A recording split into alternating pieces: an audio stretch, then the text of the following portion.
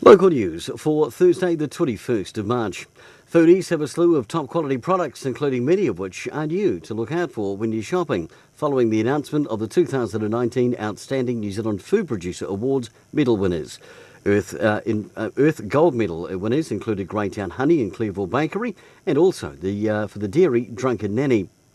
A proposal to build a multi-sports hub at Howell Booth Park has been put on hold while the Trust considers a new design.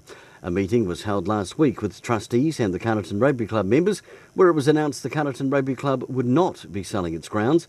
And Carterton Rugby Club President Steve Hurley went on to say the work done to date, however, was invaluable and the data gathered would be valuable for the future. And the Netball Wairarapa board, despite strong oppositions, confirmed the 2019 primary season will go ahead Monday and Tuesday nights at the Trust House Netball Centre on Colombo Road. Year 3 and 4 for Monday nights and years 5 to 8 on a Tuesday.